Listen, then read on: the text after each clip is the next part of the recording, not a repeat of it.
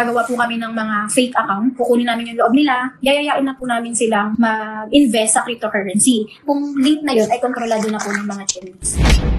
Yung trabaho po namin doon, gagawa po kami ng mga fake account, Facebook, LinkedIn, Tinder, marami pong dating apps. Yung grupo po namin nakafocus po talaga kami sa LinkedIn kasi doon po yung may mga professional na trabaho. Meron po kaming model. Yung model po is tunay na tao. Bali katrabaho po namin siya. Ang ginagamit naming picture, mga larawan niya, mga video, pag gusto mong makausap, nandiyan po siya para kausapin through video call. Kukunin namin yung loob nila, kailangan magtiwala sila sa amin. Pagkatapos po nun, yayayain na po namin silang mag-invest sa cryptocurrency. So kailangan malipat po namin sila sa Telegram at WhatsApp para continuous po, long-term yung communication na mangyayari sa naging customer at saka po sa amin. Kasi yung mga ginagamit naming fake accounts ay pwede pong maban. Yung sa pang-i-scam po namin, kailangan po kami ipa-download sa App Store or sa Play Store. Yun po yung Crypto.com or Coinbase or Kraken. Yung pong tatlong yun ay exchange kung tawagin. Pero legal po sila. Kung mapasok na po yung illegal o yung hindi tama na pinapasok ng mga biktima po namin is yung link na nanggagaling po sa mga Chinese. Ipapakilala po namin yun as trading platform. Kung saan, yung pera po nila sa Crypto.com or sa Coinbase or sa Kraken, ililipat po nila doon para itaya.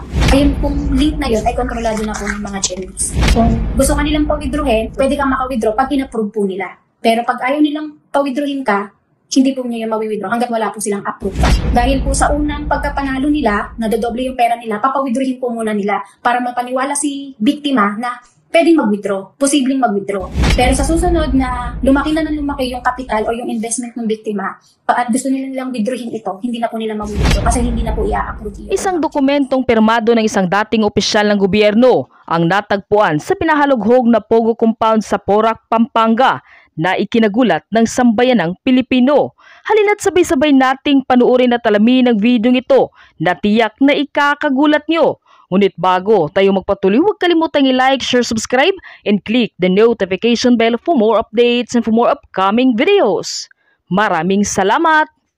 Ilang dokumento at certificate gaya na lang umano ng appointment papers ng isang dating tauhan ni dating presidential spokesperson Harry Roque ang nakita sa loob ng ni-raid na Pogo Hub sa Porac, Pampanga.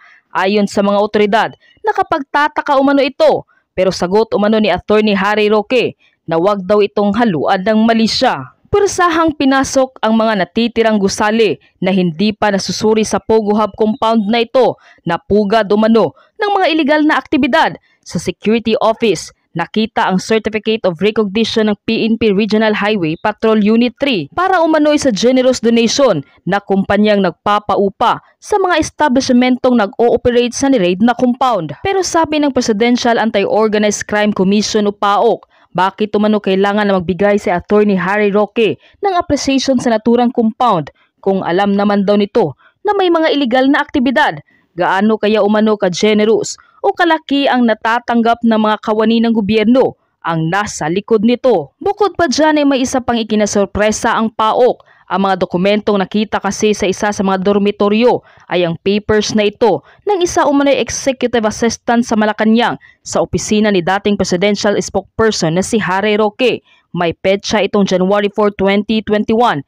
Meron ding affidavit of support na pirmado rin umano ni Harry Roque noong wala na siya sa gobyerno. Nakasaad dito na sasagutin niya ang gastos ng dati niyang executive assistant sa biyahe nila sa Europe Oktubre noong nakaraang taon. Depensa naman ni Attorney Harry Roque na abogado umano siya sa nagpapaupang kumpanya sa isang court case pero wala raw siyang kinalaman sa Pogo operation. Huwag daw haluan ng kulay ang nakuhang appointment papers ng kanyang tauhan nung siya pa ay nasa Malacanang. So ako po, I feel for this mayor. Masyado po siyang inaapi nitong Risa Ontiveros who arrogated unto herself powers of the COMELEC, powers of the court to strip a Filipino of their citizenship. Hindi po tama yan.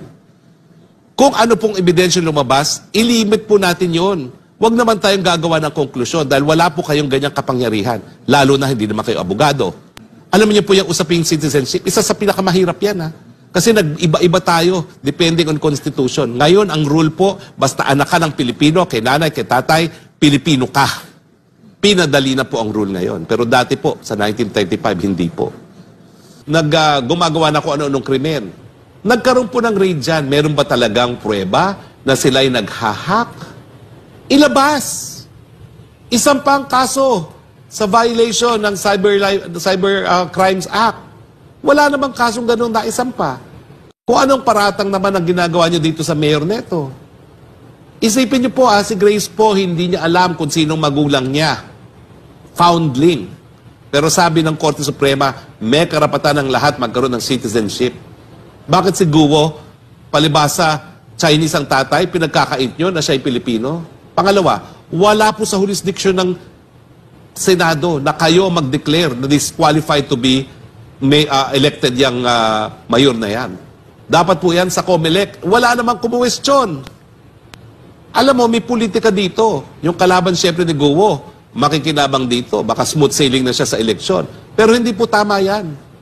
Dahil dapat dinadaan sa tamang proseso. Dapat ang Senado, hindi siya hukuman. Hindi siya Commission on Immigration and Deportation. Hindi siya COMELEC.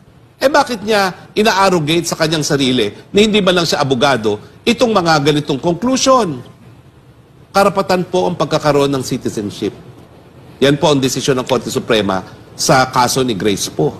So wag po natin ipagkait yung karapatan na yan, lalong-lalo na wala namang pruweba na hindi Pilipina yung kanyang nanay. So let us go with presumption of regularity. Bakit yung binubura na yung presumption of regularity? At saka once and for all, yung mga pogo na yan, kung ang desisyon ng gobyerno, kinakailangan natin ng pogo, tanggapin natin yon.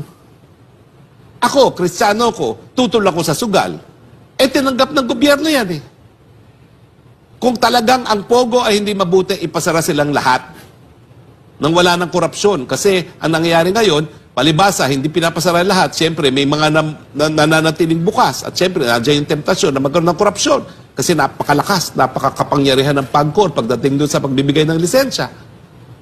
Diyan po sa kondisyon na yan, pag mayroong diskresyon, ang sabi po ni Gunnar Myrdal, na Nobel Prize awardee, pag nagkaroon ng diskresyon, may korupsyon. Para mabawasan ang korupsyon, tanggalin ng diskresyon. So kung talagang tingin natin na hindi mabuti ang pogo, pasarado lahat, wala dapat isang bukas. Pero alam naman natin, may mga tao sa napakataas na katungkulan sa gobyerno na nakikinabang sa pogo, kaya hindi siya pinapasara ng lahat. Mali po yan. Equal protection for all. Kay dayuhan, kay Pilipino, ang saligang batas po, yung karapatan ng equal protection, applies to everyone in their territory. Kaya kung talagang ayaw natin sa pogo, sarado lahat. Pero hindi po pwede na habang pinabubuksan natin yung ilan, yung iba, pinagpepiestahan. Kung meron po talagang ebidensya, di isang pang kaso. Wala naman akong kasong nakikitang sinampa dahil dyan sa raid sa Banban. Na-deport yung mga Chinese. Kung talagang sila'y gumawa ng mga criminal acts, bakit tayo pumayag na ma-deport? Hindi ba dapat kinasuhan yung mga Chino na yon ng krimen sa Pilipinas? The fact na dineport sila, walang kaso.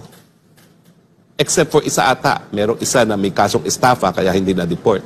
Yun ang sabi sa balita kagabi. Di ba sentido komon? Kung gumawa sila ng krimen dyan, wala dapat na pa-deport dyan. At lahat sila dapat kinasuhan dito sa Pilipinas.